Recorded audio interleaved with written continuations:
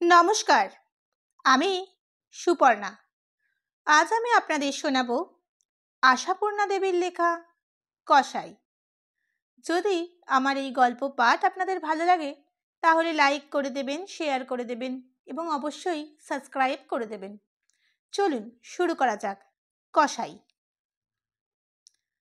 কান্না কান্না, একটানা একঘেয়ে কুৎসিত একটা কান্না। এ কান্না শুনলে মমতা আসে না, করুণা আসে না, আসে বিদ্বেষ, বিরক্তি। তবু ভোলাতে হয়, আদর করবার ব্যর্থ চেষ্টা করতে হয়। রুগ্ন ছেলেটাকে সামলাতে হিমশিম খেয়ে যায় সমরেশ। অথচ কমলার দেখা নেই। রান্নাঘরে কি এত কাজ হচ্ছে ভেবে পায় না সমরেশ। সংসারে আরও 2 বউ রয়েছে। রয়েছে বিধবা দিদি, বড় বউয়ের মেয়েটাও শাড়ি ধরেছে ইদানিং। তবু কমলাকেই বা রুগ্ন ছেলে ফেলে রান্নাঘরে পড়ে থাকতে হয় কেন? এই প্রশ্ন করবার জন্য বারংবার এগিয়ে গিয়েছে সমরেশ। ফের ফিরে এসেছে। জানে সমরেশ গিয়ে রান্নাঘরে দৌড়ে হানা দিয়ে এ প্রশ্ন উচ্চারণ করলে পরে কমলাই সমরেশকে আস্ত রাখবে না, হয়তোবা রাগ করে আরো দেরি করবে। ছেলেটার দুর্গতি তাতে বাড়বে বই কমবে না।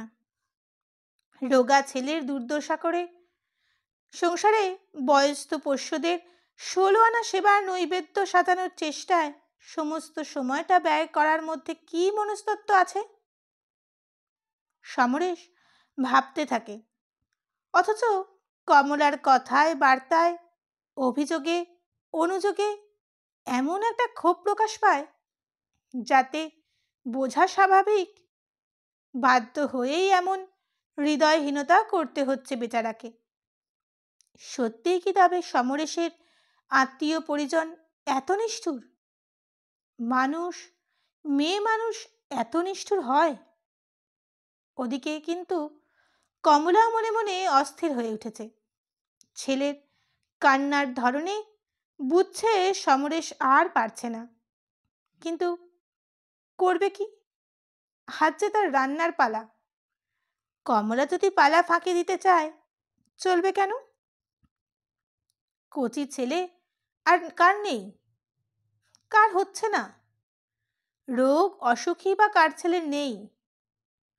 তবে হ্যাঁ, কমলার মতো ছেলেকে এমন বেয়ারা আবদারে করে মানুষ করে না কেউ।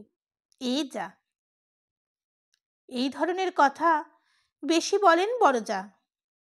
এক থালা রুটি বেলে কমলা উনুনের দিকে ঠেলে দিয়ে তিনি বলে ওঠেন, কান্না কান্না, বাপস, বাড়ি শুদ্ধ লোকের কানে তালা ধরে গেল।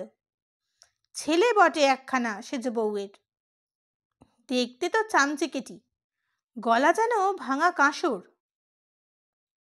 কমলা সেই বেলা রুটির গাদা আর মাখা ময়দার পর্বতের দিকে তাকিয়ে হতাশ নিঃশ্বাস ফেলে বলে, আজ যে এত কান্না, কেন কাঁদছে কি জানি, ভেতরে ভেতরে কিছু যন্ত্রণা হচ্ছে কিনা। বড়জা মুখ বাঁকিয়ে বলেন, তুমি আর বকো না সেজ বউ, কবে আবার তোমার ছেলে না কাঁদে? মা ঘরে গিয়ে কোলে করে বসে নেই সেই যন্ত্রণা। জ্বর নেই, জ্বালা নেই, পরিত্রাহে কেঁদেই চলেছে। ঢের ঢের ছেলে দেখেছি বাবা, এমন ছেলে 7 জন্মে দেখিনি। বিধবা ননদ সেই মাত্র ঠাকুর ঘর থেকে নেমে আসেন এবং তীব্র ভাষায় বড় ভাজকেই সমর্থন করেন। ভর সন্ধেবেলা ছেলের চিৎকারে পুজো পাঠ মাথায় উঠলে গা। কি ছেলেই জন্মেছে, অমন ছেলেকে নুন খাইয়ে মারতে হয়। মানুষের ছেলে চেঁচাচ্ছে কি জানোয়ারের চেঁচাচ্ছে বোঝার উপায় নেই। ননদ কটুভাষিনী হলেও মিথ্যা ভাষিনী নয়। সত্যি ছেলেটা চিৎকার করে যেন জানোয়ারের কণ্ঠে। কে জানে কোথায় আত্মগোপন করে আছে এই চিৎকারের কারণ? কোথায় অবস্থান করছে এই কান্নার উৎস? ডাক্তারে হার মেনেছে, তবে হার মেনেছেই স্বীকার করে না, বললেই বলে অ্যালার্জি। সম্পূর্ণ অচেনা নতুন আমদানি এই নামকে কেউ রোগ বলে স্বীকার করে না। তাই হাসি টিটকারিই চলে।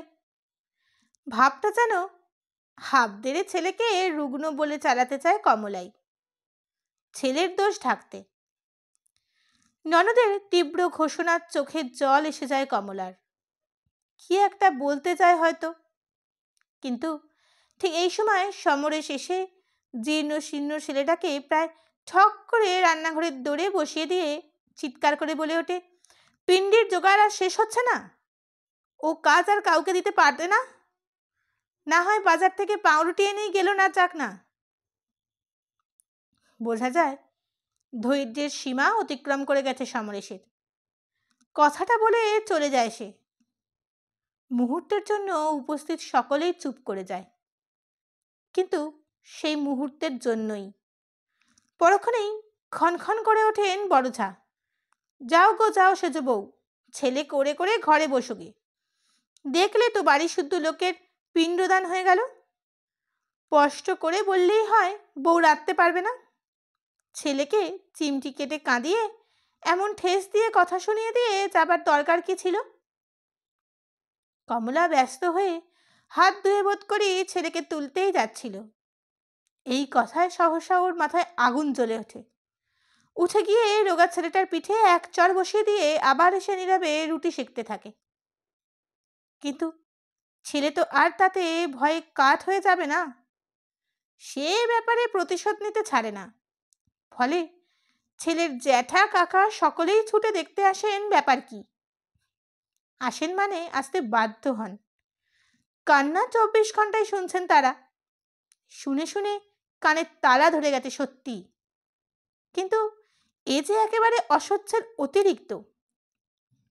সেজবউ কোথাও চলে গেছে কিনা এই প্রশ্নে পঞ্চমুখ হয়ে ওঠে সবাই। শেষ পর্যন্ত অবশ্য কমলা জেদ থাকে না, রান্না ছেড়ে উঠে এসে ছেলেকে ধরতে হয় তাকে। আপত্ত মরেও না বলে ছেলের পিঠে আরো একখানা চড় বসিয়ে তুলে নিয়ে চলে আসে। ভেবেছিল ঘরে এসে সমরেশকে দেখে নেবে এক হাত, কিন্তু এসে দেখল সমরেশ ঘরে নেই, বেরিয়ে গেছে। পুরুষের সহ্যের সীমা অতিক্রম করলে তবু বহির্বিশ্বের একটু আস্বাদ পাবার উপায় আছে। ঘর সংসারের এই অবোধ মেয়েরা তাতেও বঞ্চিত, কিন্তু তাদেরও তো সহ্যের একটা সীমা আছে। মরিয়া হয়ে কন্দনরত ছেলেটাকে টানতে টানতে উঠে যায় কমলা 3 তলার ছাদে। থাকবে সে, এখানেই বসে থাকবে। যদি এতেই বাড়ির লোকেদের কানের শান্তি হয়, ছেলে চুপ করাবার সাধ্য আর তার নেই। চৈত্রের এলোমেলো বাতাস বইছে, রাত 9টার কম নয়। এখানে উঠে এসে সহসা যেন একটা নতুন জগৎ আবিষ্কার করে। বাড়ির মধ্যে এটুকু মুক্তিও তো আছে, এটুকু হতেও বঞ্চিত থাকে সে। ছেলের কান্না থামাবার কিছুমাত্র চেষ্টা না করে নিজেই উপুর হয়ে পড়ে কাঁদতে থাকে। আর আশ্চর্য, হঠাৎ একসময় অনুভব করে কই আর কাঁদছে না তো। মুখ ফিরিয়ে দেখে বসা ছেলেটা কখন শুয়ে ঘুমিয়ে পড়েছে। সহসা একটা কথা মনে হয় কমলার, গরমের জন্যে কাঁদে না তো ছেলেটা? হয়তো তাই সমরেশ খালি ঠান্ডা লাগার বাতিকে ছেলেকে আষ্টে পিষ্টে মুড়ে রাখতে চায়। বেচারা ওই জন্যই কাঁদে। কাল থেকে যা হোক করে সন্ধেবেলা একবার ছাদে এসে ছেলেকে ঘুম পাড়িয়ে যাবে। কাছে সরে গিয়ে আঁচলটা তার গায়ে ঢাকা দিয়ে চুপ করে বসে থাকে। না, নিজে থেকে কিছুতেই নামবে না সে। সমরেশ এসে সাধ্য সাধনা করুক তবে। বাড়িতে আগুন জ্বালিয়ে দিয়ে দিব্যি চলে যাওয়া হলো বাবুর। বাতাস উদ্দাম হয়ে ওঠে রাত্রি গভীর হবার সুযোগে। মৃদু জ্যোৎস্নায় ছেলের ঘুমন্ত মুখের দিকে তাকিয়ে কেমন যেন ভয় ভয় করে কমলার। আরো নিবিড় হয়ে কাছে ছড়ে এসে আবার শুয়ে পড়ে। খানিকটা পরেই সমরেশ এসে দাঁড়ায়। সাধ্য সাধনার দিকে যায় না, ক্রুদ্ধ কণ্ঠে বলে, এর মানে কি? এই হাওয়ায় শুধু মাটিতে শুইয়ে রেখে দিয়েছ? খুন করতে চাও নাকি ছেলেটাকে? কমলা অবশ্য নিরুত্তর। এত সহজে কথা কওয়া চলে না। নিয়ে চলো, ডাক্তারবাবু এসেছেন। ডাক্তারবাবু? আর অভিমানের বায়নাক্কা রক্ষা করা চলে না। ধর্মর করে উঠে বসে কমলা। বিহ্বলভাবে বলে, ডাক্তারবাবুকে ডাকতে গিয়েছিলে? না তো কি, হাওয়া খেতে গিয়েছিলাম। এ কি, কি হয়েছে? এ যে একেবারে জ্বরে পুড়ে যাচ্ছে। নিচু হয়ে নিজেই ছেলেটাকে তুলে নিয়ে চমকে উঠেছে সমরেশ। কমলা ভীত কম্পিত হয়ে হাতটা বাড়ায়। সমরেশ, ছেড়ে দাও বলে ওর হাতটা ছুঁড়ে সরিয়ে দিয়ে ছেলেকে নিয়ে নিজেই চলে যায়। এবং নিয়ে যেতে যেতেই নতুন লক্ষণটা স্পষ্ট হয়ে ওঠে। ভীতিকর, গা ছমছমে লক্ষণ, কঠিন কঠোর একটা স্পর্শ। ডাক্তারের কাছাকাছি গিয়ে বিছানায় শুইয়ে দিয়ে হতাশভাবে বলে, ডাক্তার সেন, এই ঘাটটা যে একেবারে শক্ত হয়ে গেছে। নিঃশব্দ, নীরব স্তব্ধতা, কুৎসিত কান্না, হীন শান্ত মৌন বাড়ি। আর কারোর কানে তালা লাগবার মতো যন্ত্রণা নেই। হ্যাঁ, শুধু সেই কান্নাটাই চুপ হয়নি, সকলেই একটু চুপ হয়ে গেছে। শুধু মাঝে মাঝে অস্ফুট একটা শব্দ। কিন্তু স্তব্ধতা আর কদিনের জন্যে? একার সংসার তো নয়, অনেকের স্বার্থে গঠিত সংসারে একজনের জন্য কদিন সহানুভূতির প্রকাশ করবে? তাছাড়া সকলেরই মাত্রাজ্ঞান আছে, কতটুকুর জন্য কতটুকু খরচ করা দরকার সে সবাই জানে। ব্যাপারটা ক্রমশ থিতিয়ে যায়। সব কিছুই যথা নিয়মে চলে। শুধু কমলার রান্নার পালার দিনগুলো ভেঙে চুরে গড় হিসেব হয়ে গেছে। ওকে আর কেউ ডাকে না। অগাধ অবসরের সমুদ্রে ডুবে নির্ঝুম হয়ে দিবারাত্র পড়ে থাকে কমলা নিজের ঘরে। অফিস থেকে এসে ক্লান্ত দেহ থেকে ঘাম ভেজা শার্টটা খুলতে খুলতে শান্ত বিরক্ত স্বরে বলে সমরেশ, এভাবে শরীর নষ্ট করার কোনো মানে আছে? একটা অসুখ বাঁধিয়ে বসলে কারোর কোনো লাভ নেই। বিরক্তির স্বরটা বুকে বাজে। হঠাৎ উঠে বসে কমলা তীক্ষ্ণ আর তীব্র বিদ্রুপের স্বরে বলে, ও, তুমিও এক্ষুনি লাভ লোকসানের হিসেব করতে বসছো? তার মানে এক্ষুনি আমাকে জোয়াল কাঁধে নিতে বলছো কেমন? সেসব কিছুই বলিনি আমি। শুধু বলছি এভাবে ইয়ে করে একটা রোগ বাঁধিয়ে বসবে শেষটা। যাক যাক, শাক দিয়ে আর মাছ ঢেকো না। আমার জন্যে তো তোমাদের দরদ উতলে উঠছে। স্বার্থপর, তোমরা সবাই স্বার্থপর। কণ্ঠস্বরের তীক্ষ্ণতা আর রাখতে পারে না কমলা। হঠাৎ ডুকরে কেঁদে ওঠে। সংসারে কারোর প্রাণের দয়া নেই। হেই তো আমি পড়ে আছি, দিব্যি চলে যাচ্ছে সংসার। শুধু তখনই ছেলেটাকে মেরে ফেলতে। আরো ডুকরে ওঠে কমলা। শেষ দিন অবধি তাকে ফেলে রেখে হেসেল সামলেছি আমি। কেউ বলেনি, আহা, ওর ছেলে মরছে, কসাই, তোমরা সবাই কসাই। কিন্তু এত বড় ভয়ঙ্কর অভিযোগেও তো কই বিচলিত হয় না সমরেশ। আপন পরিজনের হৃদয়হীনতার জন্য ত্রুটি স্বীকার করে না, করে না তাদের কটু সমালোচনা, বরং একটু হাসে। ব্যঙ্গ আর বিদ্রুপের ধারালো হাসি, যে হাসি কেবলমাত্র মেয়েদেরই একচেটে। সেই হাসি পুরুষের মুখে দেখলে কেমন যেন ভয় করে। সেই ধারালো হাসি হেসে সমরেশ বলে, কসাই আমরা, না তুমি? আমি? হ্যাঁ হ্যাঁ তুমি। তোমরা মেয়ে মানুষ যাত্তাই তাই। তোমরা পুত্রশোকের যন্ত্রণা সইতে পারো, তবু সইতে পারো না দুটো বাক্য যন্ত্রণা।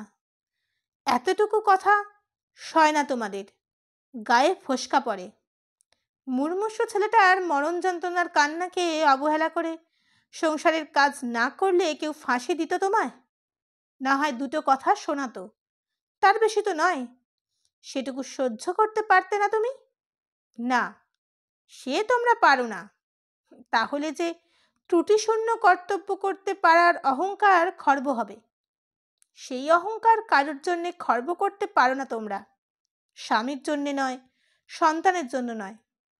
আর নিজের এই বিকৃতির বোঝা হালকা করতে চাও অন্যের নিন্দায় পঞ্চমুখ হয়ে। আত্মসর্বস্ব স্বার্থপর তোমরা। কাউকে ভালোবাসতে পারো না, ভালোবাসো একমাত্র নিজেকে।